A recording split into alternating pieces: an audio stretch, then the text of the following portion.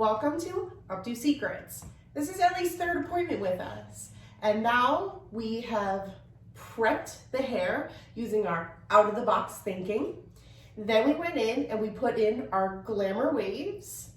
Now we're gonna go ahead and get her all ready for her night out, special event, wedding, etc. The first thing I want to talk to you about today is anchoring. So how amazing is it that we see these amazing styles, right? We see them on Instagram. They're doing all these really amazing things with braids and waterfalls and things like that. They're sticking pins into, right? They wave the hair. What they do is they'll start by, doing a twist or a braid, right? And they bring it back and they pin it, right? Showing you all the things. And then they pin it, and then they put another one, etc., and it looks amazing. And the first thing I think about is that going to stay? Because if she's dancing, and she's having a good time, and she's anything like me, she's doing that all night, okay? I want to know, is that updo really going to stay? Chances are no, it's gonna fall out. So that's what this video is really about. I'm not gonna show you an updo, so if you're looking for one, I apologize, but we can do that later. This is really about you using your creativity and my little tricks to make the styles that you already create that are amazing, but make them last. So, secret number one. As you can tell here, we did the glamour wave on Ellie. We've brushed it out a few times just to make sure that we've had some product. She has a lot of product in here. If you remember my first two videos, just kind of went through and brushed through with the wide tooth comb here, just to make sure the hair is workable. I'm not gonna have to really need a whole lot of product in doing any type of updo now.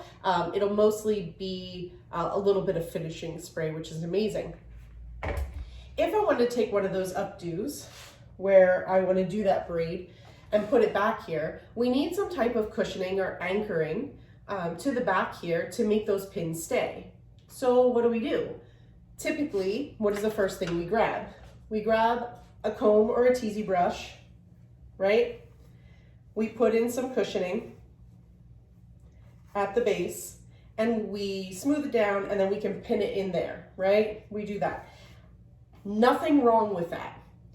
But what happens if she has super silky hair and that's not gonna stay? Well, we have another option. The option we have with us today, and I'm just gonna bring you a little closer. So the option I like the most is this one here. So all we've done right here is we've gone about an inch inside the hairline on all three sides. We've squared that off right at the apex of the occipital here. So here is the ridge of the high point of the occipital. So you can see that from the side, right? So here's kind of the apex. We do it just below that. We want to use this for fullness.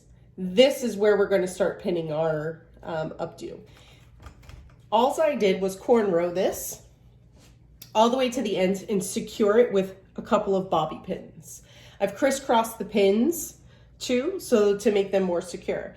Anything now that you pin into this section, whether it be a hairpin or a bob pin now, will stay. It's got something to grab onto.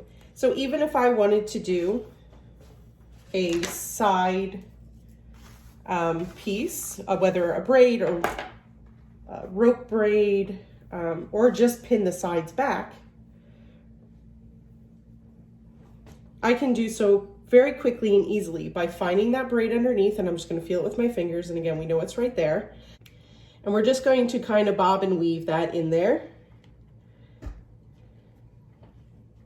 And that is now secure.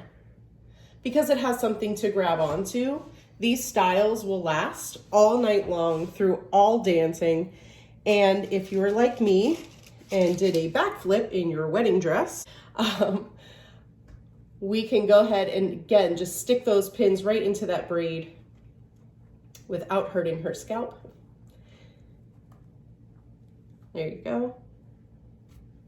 And now that will stay.